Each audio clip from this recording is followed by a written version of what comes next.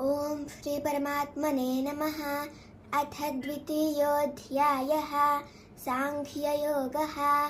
संजय उवाच तं तथा कृपयाविष्टम् अश्रुपूर्णाकुलेक्षणं विषीदन्तमिदं वाक्यम् उवाच मधुसूदनः। श्रीभगवानुवाच कुतस्त्वाकश्मलमिदं विषमे समुपस्थितम् अनार्यजुष्टमस्वर्ग्यम् अकीर्तिकरमर्जुन। क्लैब्यं मास्मगमः पार्थ नैतत्त्वय्युपपद्यते। क्षुद्रं हृदयदौर्बल्यं त्यक्त्वोत्तिष्ठ परन्तप।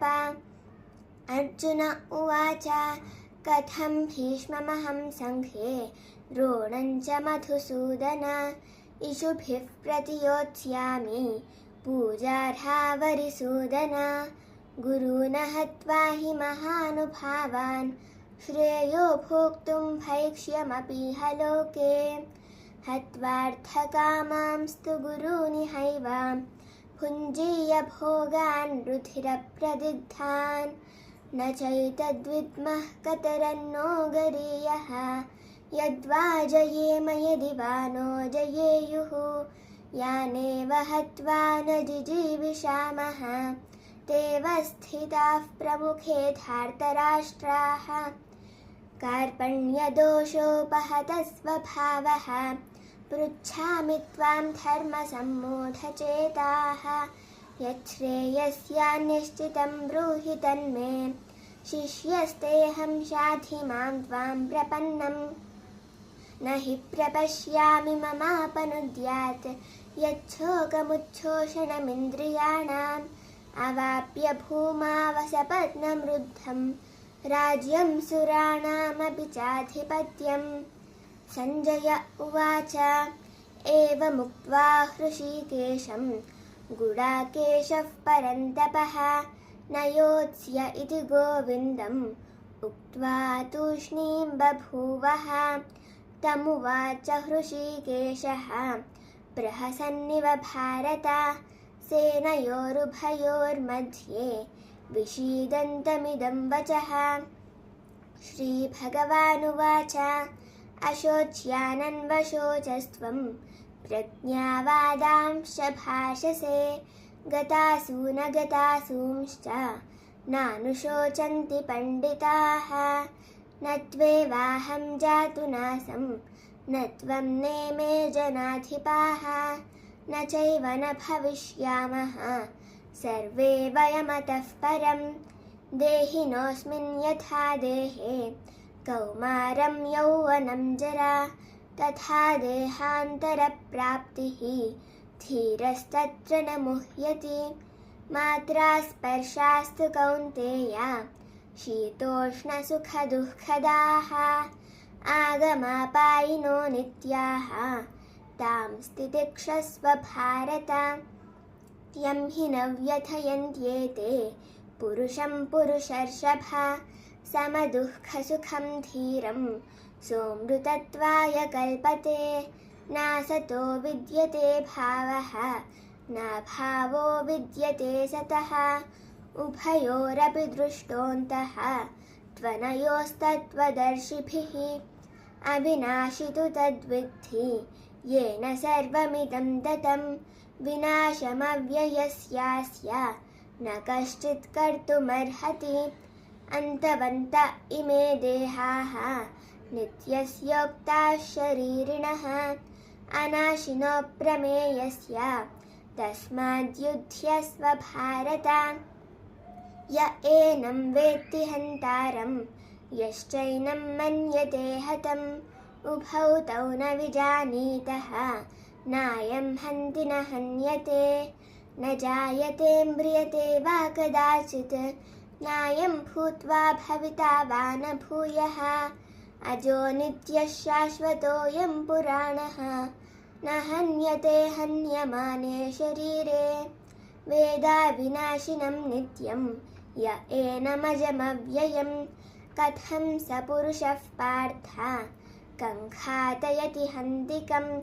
वासांसि जीर्णानि यथा विहाय नवानि गृह्णाति नरोपराणि तथा शरीराणि विहाय जीर्णानि अन्यानि संयाति नवानि देहि नैनं छिन्दन्ति शस्त्राणि नैनं दहति पावकः न चैनं क्लेदयन्त्यापः न शोषयति मारुतः अच्छेद्योऽयमदाह्योऽयम् अक्लेद्यो शोष्य एव च नित्यः सर्वगतस्थाणुः अचलोऽयं सनातनः अव्यक्तोऽयमचिन्त्योऽयम् अविकार्योऽयमुच्यते तस्मादेवं विदित्वैनं नानुशोचितुमर्हसि अथ चैनं नित्यजातं नित्यं वा मन्यसे मृतं तथापि त्वं महाबाहो नैवं शोचितुमर्हसि जातस्य हि ध्रुवो मृत्युः ध्रुवं जन्म मृतस्य च तस्मादपरिहार्येऽर्थे न त्वं शोचितुमर्हसि अव्यक्तादीनि भूतानि व्यक्तमध्यानि भारत अव्यक्तनिधनान्येव तत्र का परिदेवना आश्चर्यवत् पश्यति कश्चिदेनम् आश्चर्यवद्वदति तथैव चान्यः आश्चर्यवच्चैनमन्यः शृणोति श्रुत्वाप्येनं वेद न चैव कश्चित् देही नित्यमवध्योऽयं देहे सर्वस्य भारत तस्मात् सर्वाणि भूतानि न त्वं शोचितुमर्हसि स्वधर्ममपि चावेक्ष्य न विकम्पितुमर्हसि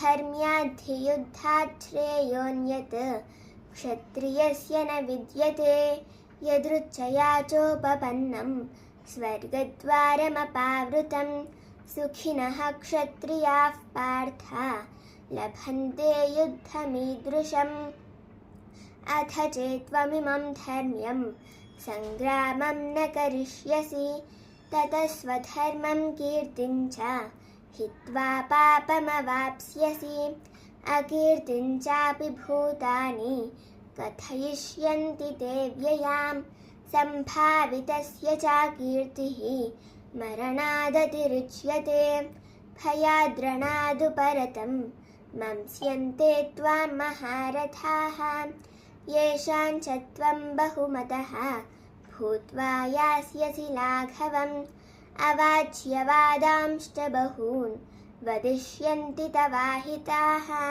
निन्दन्तस्तव सामर्थ्यं ततो दुःखतरन्नु किं हतो वा प्राप्स्यसि स्वर्गं जित्वा वा भोक्ष्यसे महीम् तस्मादुत्तिष्ठ कौन्तेय युद्धाय कृतनिश्चयः सुखदुःखे समे कृत्वा लाभालाभौ जयाजयौ ततो युद्धाय युज्यस्व नैवं पापमवाप्स्यसि एषा ते भिहिता साङ्ख्ये बुद्धिर्योगे त्विमां शृणु बुद्ध्या युक्तो यया पार्थ कर्मबन्धं प्रहास्यसि नेहाभिक्रमनाशोऽस्ति प्रत्यवायो न विद्यते स्वल्पमप्यस्य धर्मस्य त्रायते महतो भयात् व्यवसायात्मिका बुद्धिः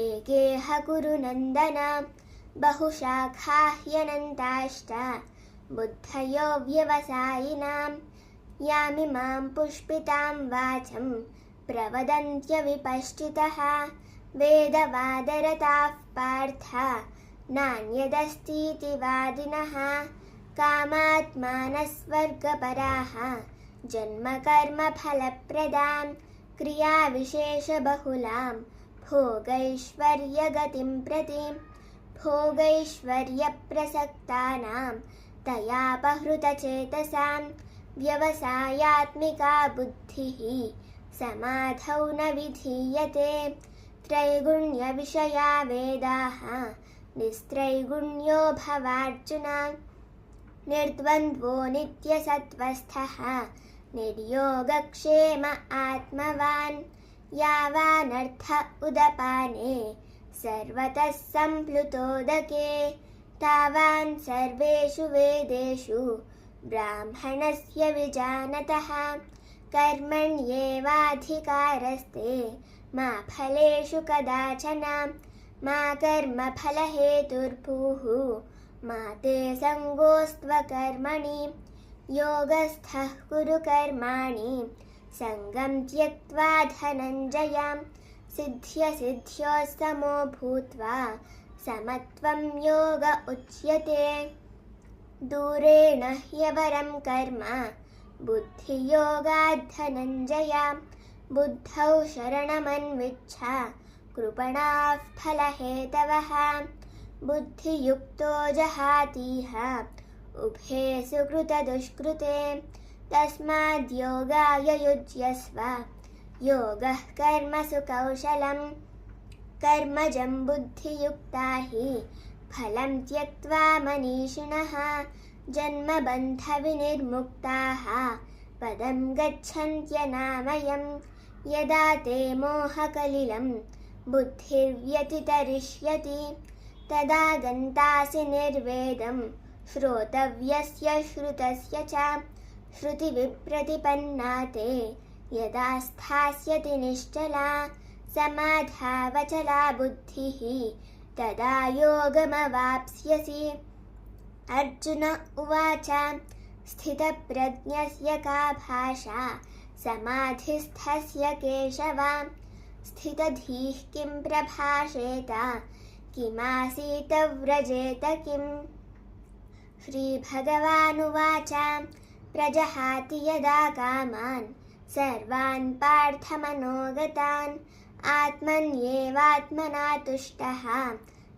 स्थितप्रज्ञस्तदोच्यते दुःखेष्वनुद्विग्नमनः सुखेषु विगतस्पृहः वीतरागभयक्रोधः स्थितधीर्मुनिरुच्यते यः सर्वत्रानभिस्नेहः तत्तत्प्राप्य शुभाशुभं नाभिनन्दति न द्वेष्टि तस्य प्रज्ञा प्रतिष्ठिता यदा संहरते चायं कूर्मोऽङ्गानीव सर्वशः इन्द्रियाणीन्द्रियार्थेभ्यः तस्य प्रज्ञा प्रतिष्ठिता विषया विनिवर्तन्ते निराहारस्य देहिनः रसवर्जं रसोऽप्यस्य परं दृष्ट्वा निवर्तते यततो ह्यपि कौन्तेय पुरुषस्य विपश्चितः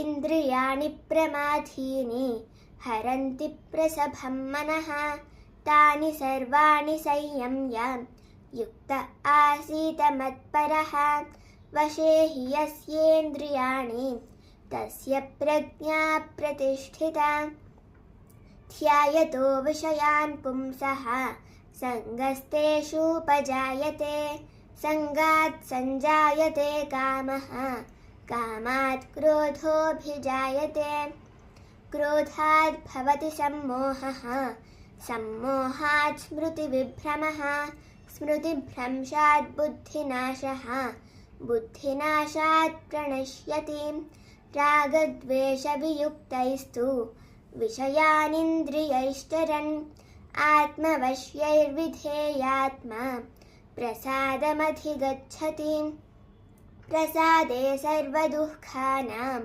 हानिरस्योपजायते प्रसन्नचेतसो ह्याशु बुद्धिः पर्यवतिष्ठते नास्ति बुद्धिरयुक्तस्य न चायुक्तस्य भावना न चाभावयतः शान्तिः अशान्तस्य कुतः सुखम् इन्द्रियाणां हि चरतां यन्मनोनुविधीयते तदस्य हरति प्रज्ञां वायुर्नावमिवाम्भसीं तस्माद्यस्य महाबाहो निगृहीतानि सर्वशः इन्द्रियाणीन्द्रियार्थेभ्यः तस्य प्रज्ञा प्रतिष्ठिता या निशा सर्वभूतानां तस्यां जागर्ति संयमी यस्यां जाग्रति भूतानि सा निशा पश्यतो मुनेः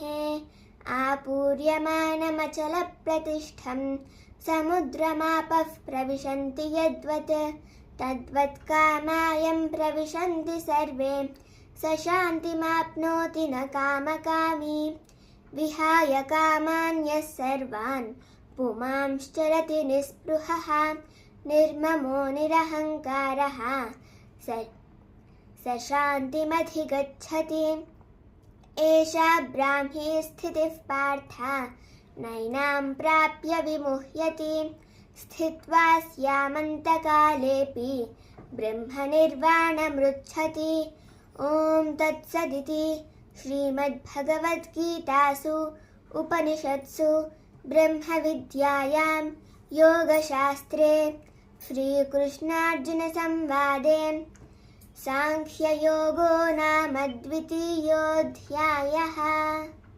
జై గురుదత్త. అక్షర అద్భుతం. Thank you. అసలు చిన్న మిస్టేక్ కూడా రాలేదు. Thank you ma'am. Very nice.